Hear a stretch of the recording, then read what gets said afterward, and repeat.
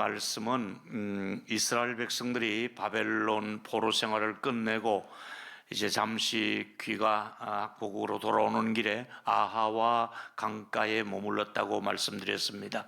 왜 머물렀죠? 우리들만 가서는 아니 된다. 제사장들을 모시고 가야 된다. 레위인들을 찾아라. 그렇게 해서 레위인 제사장들을 모시고 드디어 이제 무사히 예루살렘에 도착하게 됩니다. 이 일에 아주 귀하게 쓰임받은 사람이 바로 에스라라고 하는 하나님의 종이요 또 제사장이었습니다. 이때 이 에스라의 고백은 오늘 고백 같은 고백이 두 번 나오는데, 먼저 7장 9절에 보면 첫째 날 조하루에 바벨론에서 길을 떠났고 하나님의 선한 손의 도움을 입어 다섯째 날 조하루에 예루살렘에 이르니라. 하나님의 손이 도와주셔서 출발부터 목적지까지 잘 도착했다는 기록을 남겼는데, 오늘 에스라 8장 31절에도 같은 말이 반복되고 있습니다. 첫째 날 11일에 이제 아하와 강에서부터 떠난 얘기가 또 나옵니다. 예루살렘에 갈새 우리 하나님의 손이 우리를 도우사, 특별히 대적과 또 길에 매복한 자의 손에서 건지신지라, 이렇게 말씀하고 있습니다. 여러분, 이 길은 짧은 길이 아니라 1440km의 장거리의 길이었습니다. 교통수단이 좋은 것도 아니고 노새나 또 말이나 이런 걸어서 혹은 수레에 짐을 싣고 이렇게 가는 길인데, 문제는 그 예루살렘에 갈 때에 바벨론 보물창고 안에 간직해 놓았던, 예루살렘에서 가져왔던 금, 은, 기물들, 성전에서 사용했던 금촛대라든지 이런 금 기물들을 다 다시 돌려줬기 때문에 그걸 다 이제 가지고 가는데 철저한 보안이 필요하지요.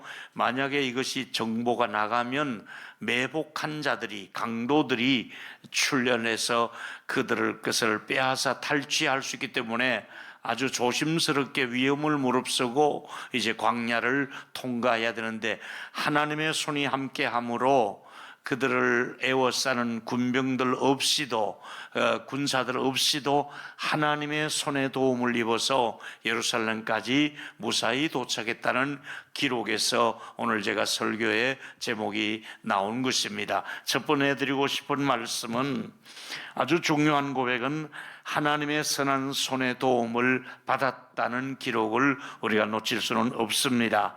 그렇습니다. 하나님의 손이 그 위기를 만날 때마다 이스라엘 민족을 도와주셨습니다. 그렇습니다. 하나님의 도우심을 받고 나면 이제 에스라는 감사의 절기를 지키고 있습니다. 감사하는 모습이 에스라가 8장 35절에 나타나고 있습니다. 번제물이라.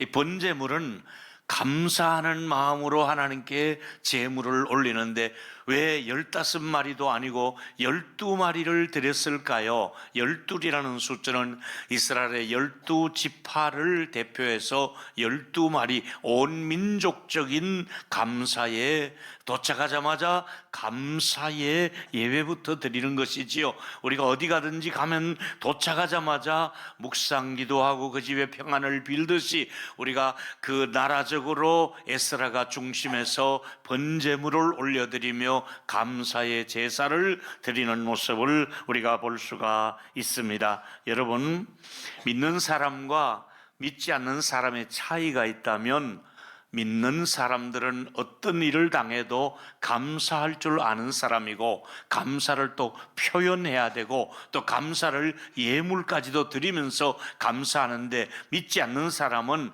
감사할 줄 모르고 흔히 하는 말로 재수가 좋았다고 얘기하지요. 재수가 좋은 것이 아니라 우리가 볼 때는 전적인 하나님의 도움으로 은혜를 입게 된 줄로 믿습니다. 우리는 재수 좋다는 말을 쓰면 안 됩니다. 하나님의 은혜로 하나님의 도움을 받았다는 말을 쓰시는 저와 여러분이 되기를 바랍니다. 사랑하는 여러분, 우리 모두가 내가 지금까지 예수 안 믿었다면 어떻게 될까? 한마디로 불쌍한 존재가 되는 것이지요. 그저 뭐 무슨 그 뭘 낙이 있겠어요. 에스라가 바벨론에서 돌아와서 두 가지 일, 첫 번에는 감사의 제사를 드렸는데, 그 다음에 이 성경을 쭉 읽다 보면은 이 이방인과의 결혼을 굉장히 책망하고 있습니다.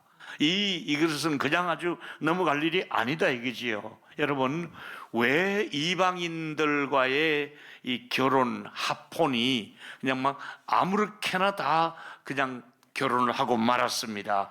혼혈인들이 되고 말았습니다. 근데 혼혈인이 되고 나면 무엇이 문제입니까? 우상이 그 집안에 들어옵니다.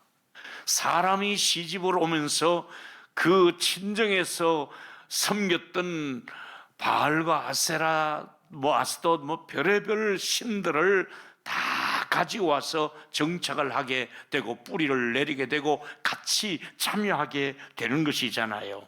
다른 말로 하면 거룩해야 될 이스라엘 백성의 정체성이 파괴되고 거룩성이 훼손되고 만 것이 이방인과의 결혼이었습니다. 여기서 여러분, 최근에 우리나라에도 국제결혼을 많이 합니다. 국제결혼이 잘못되었다는 것은 아닙니다. 오해하지 마십시오. 국제결혼 할 수 있습니다. 문제는 믿음의 집과 믿음의 가문을 이어가는 국제결혼이 참 좋습니다. 그러나 믿지 않는 가운데서 자꾸 결혼할 때에 믿지 않는 그 문화의 영향이 이 집안에 들어와서 이 집조차도 믿음을 유지하기 어려울 정도로 어려운 그런 혼합이 오기 때문에 그런 것이지요. 국제결혼을 말하는 것이 아니라 우상 숭배하는 것이 그 가정에 들어온다. 이것이 하나님 앞에는 부끄러운 일이 된다, 이 말이지요. 오늘 두 번째 말씀으로 하나 더 들어가고 싶은 것은 에스라가 돌아온 후 아주 중요한 운동 중에 하나가 바로 이런 문제를 놓고 회개 운동이 일어납니다.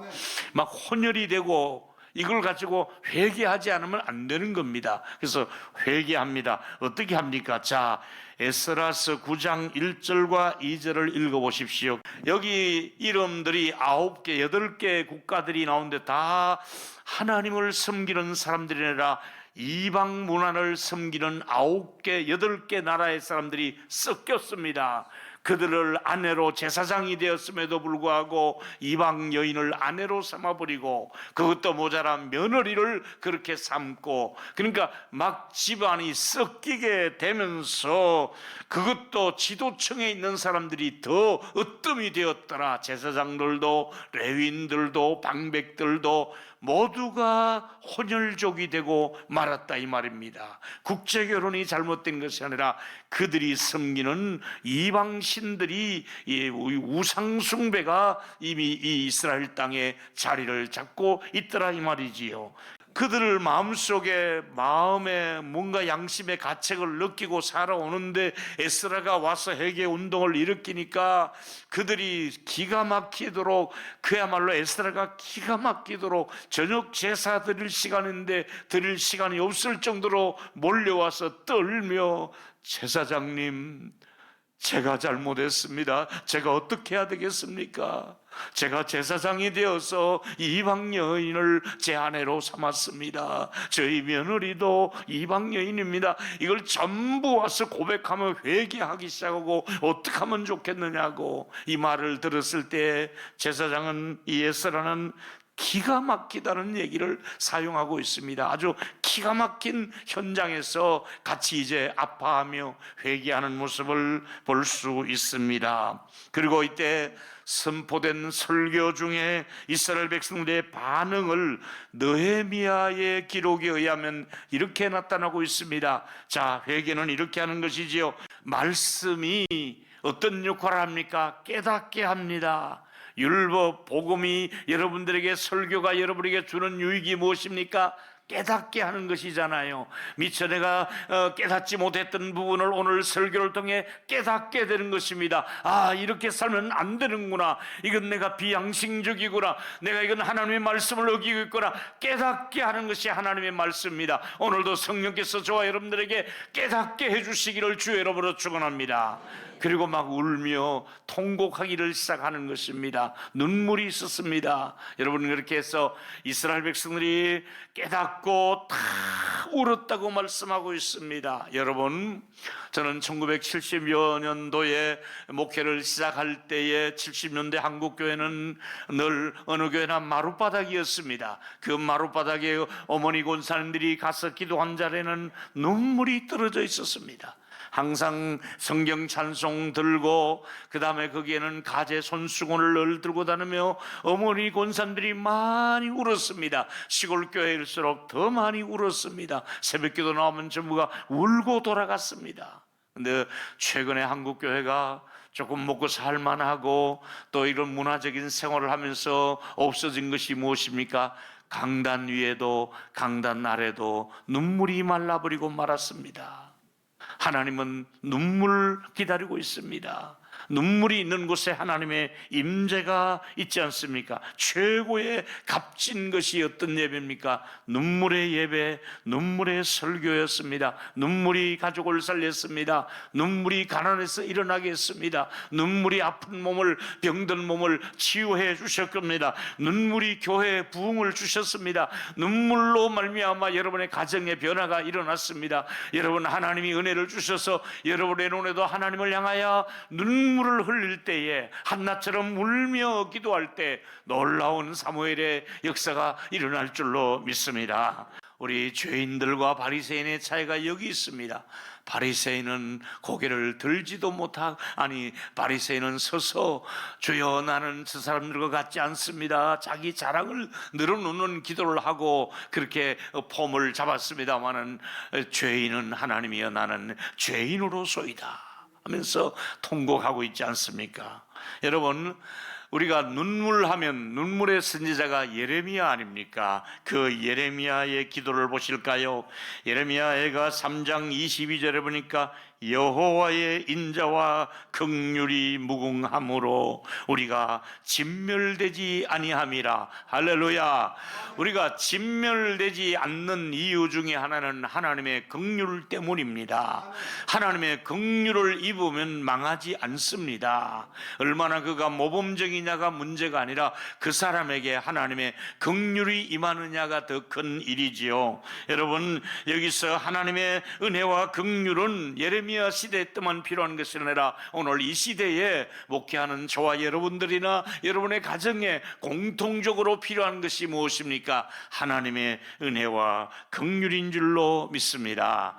제가 동일로 교회를 개척해서 35년 동안 전했던 메시지 중에 딱 한마디 키워드를 여러분에게 말씀을 드린다면 35년 동안 제일 많이 강조한 단어가 하나님의 긍휼이라는 단어입니다. 제가 긍휼을 입었고 또 긍휼을 입은 목회를 했고 또 긍휼이 여기는 목회를 했고, 그래서 이 긍휼의 DNA가 동일로교회는 35년 동안 흘러가고 있습니다. 이 긍휼의 DNA가 우리 장로님들에게도 이미 전가되고 있었고, 우리 중직자들에게, 우리 교육자들에게, 우리 또 새로 이 담임 목회를 하게 되는 김홍규 목사님에게 하나님의 은혜와 긍휼이 임하기를 주의 이름으로 축원합니다. 그리고 또 긍휼히 여기는 자는 복이 있나니 했으니까 또 긍휼히 여기는 목회를 하라 이 말이지요. 긍휼히 여길 줄 알아야 본인도 긍휼히 여김을 받을 수가 있고, 긍휼히 여김을 받은 만큼 또 다른 사람에게 대해서 긍휼히 여기는 마음, 이것이 하나님의 마음이요, 이것이 모세가 하나님께 간구했을 때 하나님이 주셨던 마음이 아니겠습니까? 우리 교회를 다시 한번 축복하겠습니다. 우리 교회 안에 하나님의 긍휼의 샘이 흘러가는 아름다운 교회가 되기를 예수 이름으로 축원합니다. 오늘도 하나님께서 저와 여러분을 긍휼히 여겨주시고 여러분의 자녀들을 긍휼히 여겨주시기를 예수 이름으로 축원합니다. 세 번째 얘기는, 오늘 중요한 얘기 있습니다. 회개하는 자에게는 반드시 희망이 있습니다. 여러분, 희망이 있습니다. 회개하면. 이 말을 뒤집어 회개하지 않으면 희망이 없습니다. 절망입니다. 희망이 없으면 안 됩니다. 우리는 희망이 있어 살지 않습니까? 하나님이 정말 기뻐하는 소리가 감사하는 소리, 회개하는 소리, 성경 읽는 소리, 찬송하는 소리. 할렐루야. 또 한번 해볼까요? 하나님이 기뻐하는 소리가 감사하는 소리, 회개하는 소리, 기도하는 소리, 찬송하는 소리. 할렐루야. 이런 소리는 하나님이 정말 듣고 싶어하는 소리거든요. 하나님이 기뻐하는 소리 중에 하나가 통곡하며 울고 있는 그 소리를 하나님이 외면하지 않고 듣고 계십니다. 회개하고 눈물을 흘리고 있는 그 모습을 하나님이 보고 계시는 것이지요. 바로 눈물 흘리는 그 자리에 성령의 임재가 있는 자리가 됩니다. 오늘 사람들이 많이 건조합니다. 하나님의 임재를 못 느낍니다. 그러나 충분히 기도하면 그 짧은 순간순간 하나님의 임재를 경험할 수 있지 않습니까? 여러분, 죄를 짓지 않는 사람은 없습니다. 죄를 짓지 않고 살고 싶어도 죄를 지을 수밖에 없는데 하나님은 회개하는 사람에게 긍휼을 베푸시고 은혜를 주시고 또 가까이 하시는 것입니다. 여러분들 죄를 짓는 것이 문제가 아니라 회개할 수 있는 저와 여러분이 되기를 예수 이름으로 축원합니다. 좀 회개하라 그러면 어떤 반응이 있습니까? 니나 해라 이러잖아요. 니나 해라. 여러분, 시편 기자가 자기를 살피는 기도를 하고 있습니다. 보실까요? 시편 139편 23절이지요. 하나님이여 나를 살피사 내 마음을 아시며 나를 시험하사 내 뜻을 아옵소. 내가 혹시 뜻이 잘못되지는 않았는지 나를 좀 살펴달라는 겁니다.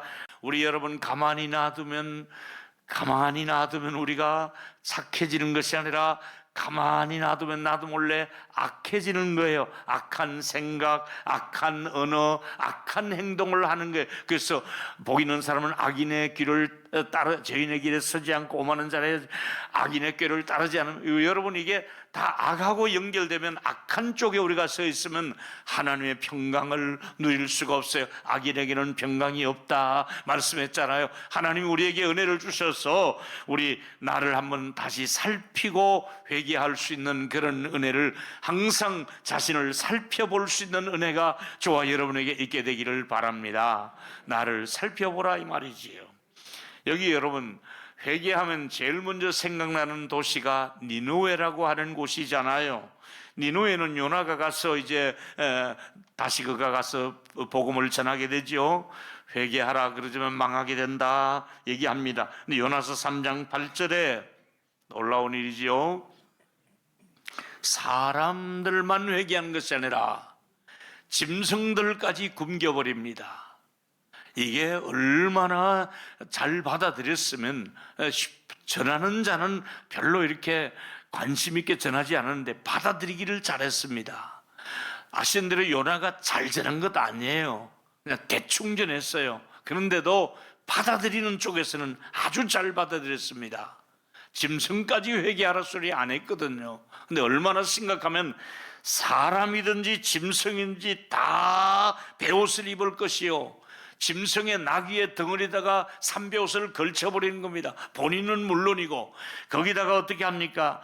함께 부르짖을 것이며 뭘 합니까? 각기 악한 길과 손으로 행한 강포에서 떠날 것이라.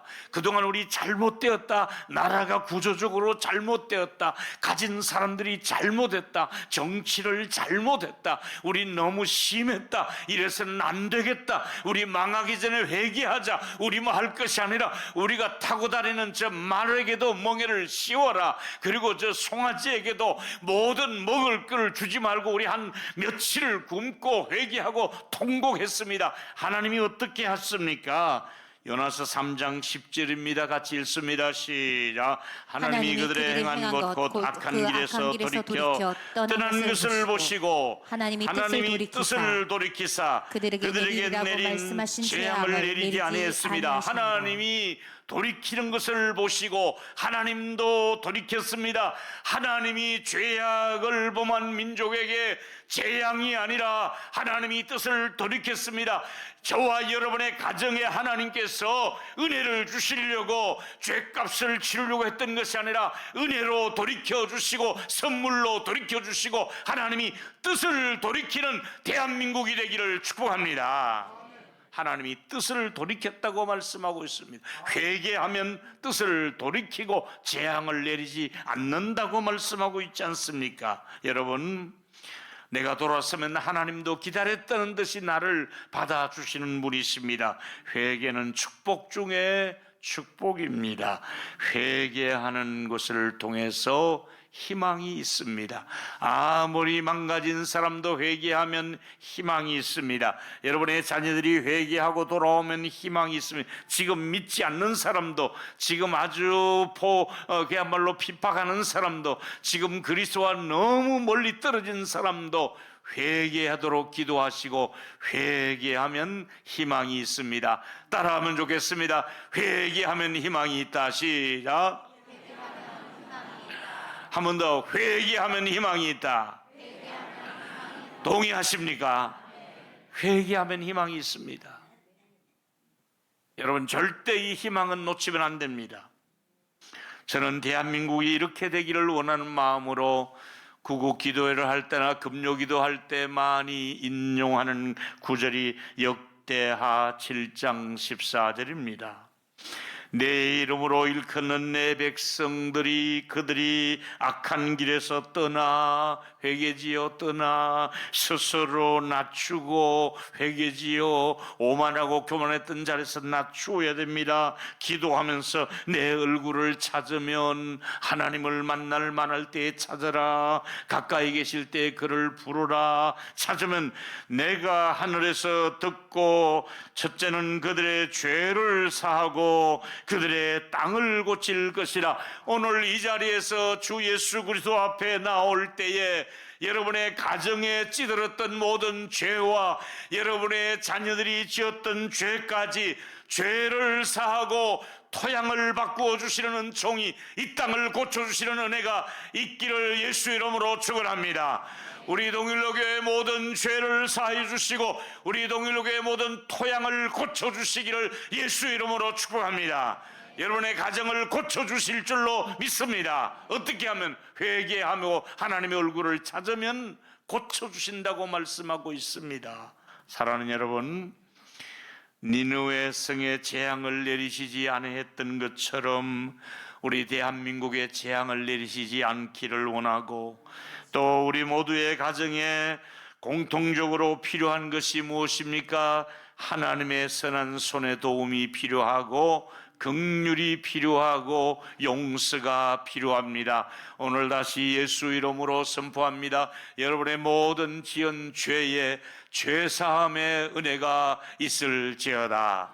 그리고 하나님의 긍휼이 임할지어다. 그리고 우리 사는 땅을 하나님이 고쳐주셔서 우리가 하나님의 백성으로서 하나님의 보호를 받으며 살 수 있는 저와 여러분이 되기를 축원합니다. 결론입니다. 한 해 동안 하나님의 선한 손의 도움을 받으며 우리가 연말을 맞이했습니다. 하나님께서 도우시는 손길은 중단되지 않을 줄로 믿습니다. 올해까지 도와주었으니 내년에는 네가 자립해라. 내가 모르겠다. 수십 년 너를 도와주었으니 나도 이제 손을 떼겠다. 아닙니다. 하나님의 도움의 손길은 중단되지 않고 세상 끝날까지 저와 여러분과 함께 하신 줄로 믿기를 바랍니다. 그래서 하나님께서 35년을 도와주신 하나님은 미래의 35년을 도와주시며 은혜로운 동행을 이어가실 것입니다. 여러분의 자녀들을 도와주시기를 예수 이름으로 축원합니다.